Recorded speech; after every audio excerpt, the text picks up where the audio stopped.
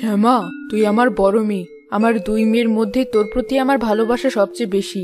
তুই তো ভালো করে জানিস আমাদের গ্রামে কোনো কাজ পাওয়া যাচ্ছে না, তাই আমি শহরে যাচ্ছি।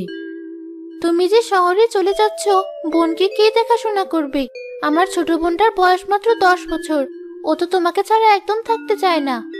সেটাই তো তোকে বলছি, আমি যদি শহরে চলে যাই তুই রিমিকে দেখে শুনে রাখবি। মনে রাখবি, তুই হচ্ছিস ওর দ্বিতীয় মা। কিন্তু মা, তোমার শহরে যাওয়ার কোনো দরকার নেই। গ্রামে দরকার হলে আমরা কম খেয়ে থাকবো, তারপরে তুমি শহরে যেও না। আমাদের তো তুমি ছাড়া কেউ নেই। একটু বোঝার চেষ্টা কর।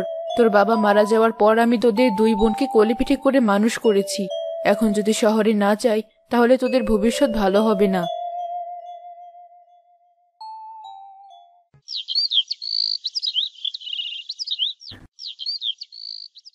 রিমি, লক্ষ্মী বোন আমার, মা যতদিন শহরে কাজ করবে ততদিন আমি তোকে দেখে রাখবো। মা, আমি তোমাকে ছাড়া থাকবো না। রিমি, লক্ষ্মী বোন আমার, মা যতদিন শহরে কাজ করবে ততদিন আমি তোকে দেখে রাখবো। তুই আমার কাছেই থাকবি। তুমি সত্যি বলছো? ঠিক আছে, তুমি আর আমি মিলে সারাদিন পুতুল খেলবো। বাহ, এবার আমি নিশ্চিন্তে শহরে কাজে যেতে পারবো।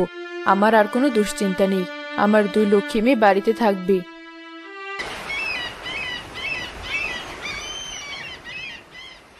কিরে রিমি, তোর মা নাকি শহরে চলে গেছে? তোর মা আর কখনো ফিরে আসবে না। আহারে, ছোট ছোট বাচ্চা দুটো মেয়ে, তোদের দেখাশোনা করার মতো আর কেউ রইলো না। আজে বাজে কথা একদম বলবে না মারুফ চাচা। আমার মা শহরে কাজ করতে গেছে, ফিরে কেন আসবে না? আমার মা ঠিকই ফিরে আসবে। আমাদের ছাড়া মা একদমই থাকতে পারে না। তোরা এসব বুঝবি না।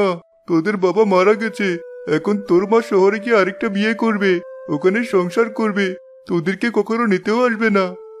মারুফ চাচা, তুমি কিন্তু আমার মায়ের সম্পর্কে আজে বাজে কথা বলছো। আমার মা মোটেই সেরকম নয়। আমার মা আমাদেরকে অনেক ভালোবাসে। দেখবে কিছুদিন পরেই মা চলে আসবে। তুই যদি তাই মনে করিস তাহলে তাই, কিন্তু এই ভর দুপুরে তোরা দুই বোন কোথায় যাচ্ছিস বলতো? আমাদের বাড়িতে অনেক অভাব। মা চলে যাওয়ার পর আমরা দুই বোন ঠিক মতো খেতে পারি না, তাই তো আপু কাজ খোঁজার জন্য এখানে সেখানে ঘুরে বেড়াচ্ছি। আহারি, তোদের জন্য সত্যিই খারাপ লাগছে। ছোটবেলায় বাবা মারা গেল, আর এখন মাকেও হারিয়ে ফেলেছিস। আচ্ছা ঠিক আছে শ্যামা, তোকে আমি মোড়লের বাড়িতে কাজ খুঁজে দিচ্ছি। আগামীকাল সকাল থেকেই তুই ওদের বাড়িতে গিয়ে রান্না করবি। তুমি কি সত্যি বলছো?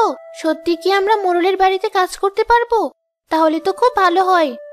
আরে হে বোকা মেয়ে, তোর বাবা আমার বন্ধু ছিল, তোদের এটুকু উপকার করতে পারবো না? তুই আগামীকাল সকালে মোড়লের বাড়িতে চলে যাবি, সেখানে রান্নার কাজ করবি, আর মাস শেষে ভালো মাইনে পাবি। আপু, তুমি সারাদিন কোথায় ছিলে? আমার বাড়িতে একা একা খুব ভয় লাগছিল। আমি তো মোড়লের বাড়িতে রান্নার কাজ নিয়েছি। এখন থেকে প্রতিদিন সকাল থেকে সন্ধ্যা পর্যন্ত আমাকে সেখানেই রান্না করতে হবে। আমার ফিরতে একটু দেরি হবে। মা তো শহরে চলে গেছে কাজ করার জন্য, এদিকে তুমি রান্না করার জন্য চলে যাচ্ছ। আমি একা একা বাড়িতে কি করে থাকি? এখন তো তুই বড় হয়ে যাচ্ছিস, তোর দেখাশোনা তো নিজেকেই করতে হবে। আমাকে তো বাইরে বের হতে হবে। মা গত মাসের কোনো টাকা পাঠায়নি, এভাবে কিভাবে সংসার চলবে? ঠিক আছে আপু, তুমি চিন্তা করো না। আমি বাড়িতে নিজেই নিজে দেখাশোনা করব। আমি তোমার জন্য রান্না করে রেখেছি। তোকে তো সকালে বলে গিয়েছিলাম আমি ফিরে এসে রান্না করব। তুই শুধু শুধু কেন কষ্ট করেছিস? তুমি আমার জন্য বাইরে এত পরিশ্রম করবে, আর আমি তোমার জন্য এটুকু করতে পারবো না? তুমি কোনো চিন্তা করো না আপু, এখন থেকে বাড়ির সব দায়িত্ব আমার। আমার লক্ষ্মী বোন, তুই বাড়ির ভেতরটা সামলাবি, আর আমি বাইরেরটা সামলাবো। দেখবি আমাদের সংসারে কোনো অভাব আসবে না। আচ্ছা আপু, গ্রামের সবাই বলে মা আর কোনোদিন ফিরে আসবে না। এটা কি সত্যি কথা? মায়ের জন্য আমার খুব কষ্ট হয়। আরে ধুর, মায়ের কথা তুই একদম ভাবিস না। মা কাজ পেলে গ্রামে ফিরে আসবে, আর আমাদের সাথেই থাকবে। এখন যা তো, আমার জন্য একটু খাবারের ব্যবস্থা কর। সারাদিন পেটে দানা পানি পড়েনি। তুমি গোসল করে এসো আপু, আমি তোমার জন্য খাবার বাড়ছি।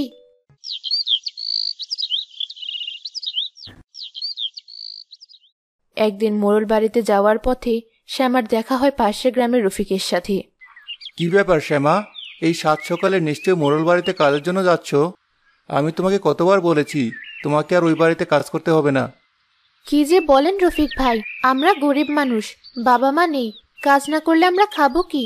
আমাদের সংসার চলবে কি করে? আরে বাবা, আল্লাহর দুনিয়া অনেক বড়। তোমাকে তো আমি কতবার প্রস্তাব দিয়েছি, আমি তোমাকে বিয়ে করতে চাই। তুমি তো আমার প্রস্তাবে রাজি হচ্ছ না। না না রফিক ভাই, এ হয় না। আপনারা ধনী লোক, আপনাদের কত জমি জমা ধন সম্পত্তি। আমরা গরিব মানুষ, কি করে আমার আর আপনার বিয়ে হবে? সে তো আমি বুঝবো। আমি আবার বাবা মাকে ঠিকই রাজি করাবো। আর তারা যদি তোমাকে মেনে না নেয় তাহলে এই গ্রাম ছেড়ে অন্য কোথাও চলে যাব। আপনি তো জানেন রফিক ভাই, আমার অন্য গ্রামে যাওয়ার কোনো উপায় নেই। আমার ছোট বোন আছে, ওকে দেখাশোনা করার জন্য হলেও এই গ্রামে আমাকে থাকতে হবে। তুমি যদি আমাকে বিয়ে করতে রাজি হও তাহলে আমি অন্য গ্রাম থেকে এই গ্রামে চলে আসব আর তোমার সাথে এই গ্রামে সংসার করব। তুমি ভেবেচিন্তে তোমার সিদ্ধান্ত আমাকে জানিও। ঠিক আছে, আমাকে একটু চিন্তা ভাবনা করার সুযোগ দিন, আমি নিশ্চয়ই আপনাকে জানাবো।